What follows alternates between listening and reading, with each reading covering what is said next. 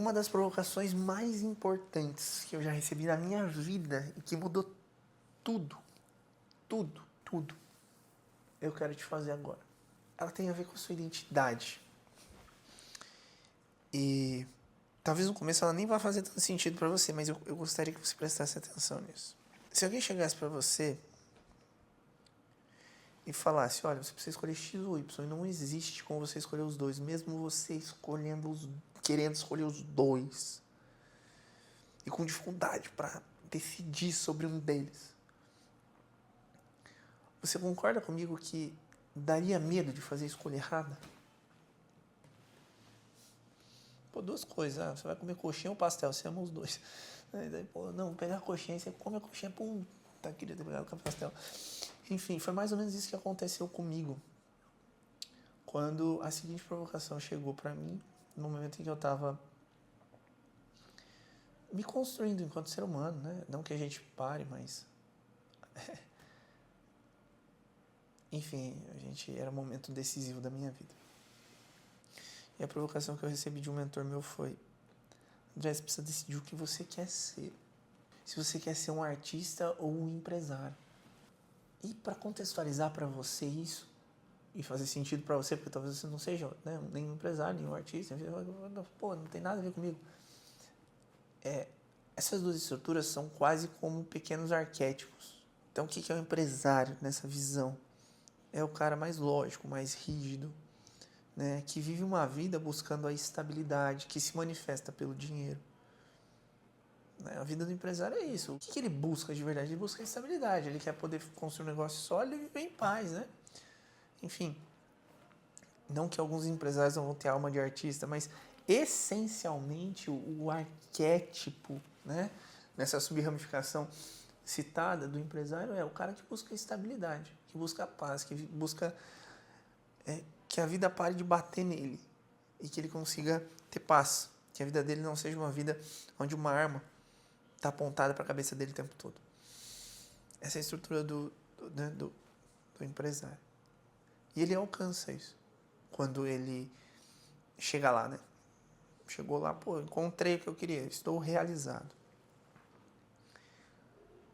Só que existe o outro extremo, que é o do artista. Qual é o ponto do artista? É que o arquétipo, né? Não seria bem um arquétipo, mas você está entendendo, eu sei que você está. A estabilização do artista é a arte, não é ele. Logo, o que não existe na vida de um artista? Estabilidade. A vida do artista, ela não tem estabilidade duradoura, especificamente emocional. Por quê? Porque ele vive em uma constante mudança, em uma constante vida de altos e baixos.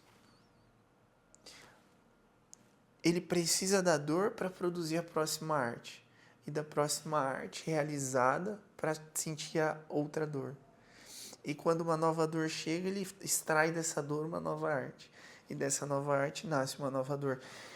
Não existe estabilidade na vida de um artista. Mas o que existe? Legado. Um legado que na maior parte das vezes é mais duradouro do que o de um empresário. Quantas empresas você conhece hoje que nasceram em 1500, 1600? Nenhuma. Talvez uma, duas. Mas é muito possível que nenhuma. Quantas empresas você conhece que nasceram em 1900? Opa, já parecem algumas centenárias, né? Mas são poucas. Então, estatisticamente, a maior parte das coisas morre. Agora, se eu te pedir, você conhece alguma obra de arte que foi criada em 1500 e continua viva até hoje? Talvez você cite várias, se você gosta de arte. Uma obra literária de 1700 que continua viva até hoje, talvez você consiga citar várias. Porque o preço da arte é a instabilidade que se converte num legado duradouro. E a estrutura do empresário é uma estrutura onde ele consegue construir um legado financeiro e estável que não gera um impacto tão grandioso quanto a estrutura artística. Então, num eu encontro impacto, no outro eu encontro estabilidade. Num eu encontro um sofrimento que nunca acaba, no outro eu encontro um sofrimento que me dá um ganho, mas que não gera o mesmo efeito desse sofrimento aqui. Então, quando eu fui provocado no tipo, quem você quer ser, um empresário ou um artista? A provocação é o quanto de dor você está disposto a sentir para deixar algo aqui. E qual é o ponto? O ponto é que a gente não escolhe.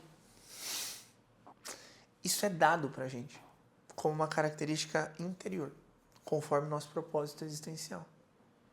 E tudo tem uma função e um propósito. Você entende que não existem 1000 Michelangelos?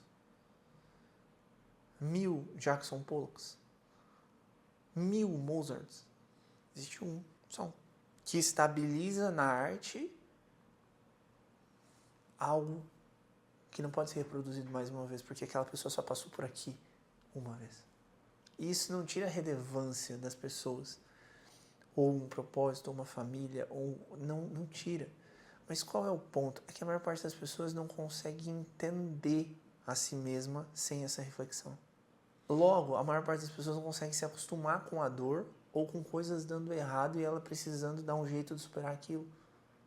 Assim como outras pessoas, mesmo encontrando estabilidade, elas querem de alguma forma avançar um pouco mais, e outras avançando, as coisas não dão certo naquela estrutura, entre aspas, artística que elas buscam de impacto. Por quê? Porque elas deveriam buscar muito mais uma estabilidade que garantiria um futuro de uma família, e é isso.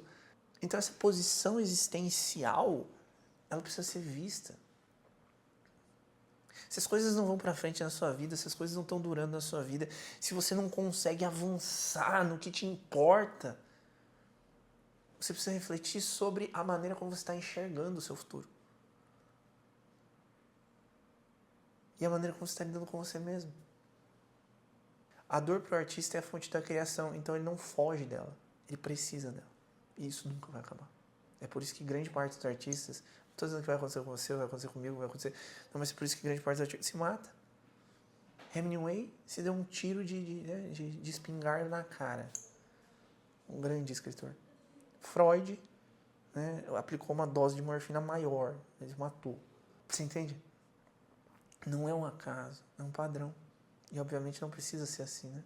Mas a minha provocação para você é, será que você conhece a sua posição existencial? Será que as coisas não estão dando errado na sua vida porque você está tentando nadar contra a correnteza? Tipo assim, meu Deus, eu preciso que a dor acabe, eu preciso que a dor acabe, eu preciso que a dor acabe. Então por que você não deixa ela doer? E extrai algo disso para que ela não seja em vão. E toma a posse dessa estrutura artística que existe dentro do teu coração, sempre fazendo do limão uma grande limonada. E se acostuma com isso. Sendo brutalmente real e honesto com você. Ou ao contrário, será que não é hora de você parar de pensar em impacto, em transformação, em tornar o mundo melhor? E começar só a pensar na sua família e em construir estabilidade para isso? Parando de se endividar com coisas que não precisa, parando de tentar escalar a empresa sem necessidade, aceitando uma vida mais simples, desde que completa. Entender a minha posição mudou a minha vida, mudou a minha percepção, mudou a maneira como eu interajo, mudou tudo. E talvez para você seja igual. Meu nome é André Mariga e se você ainda não segue nosso canal do YouTube, lembre de seguir o canal e compartilhar esse vídeo com aquela pessoa que talvez esteja um pouco perdida na vida. Talvez isso possa contribuir de uma forma decisiva para ela, hoje, amanhã, para o resto da vida.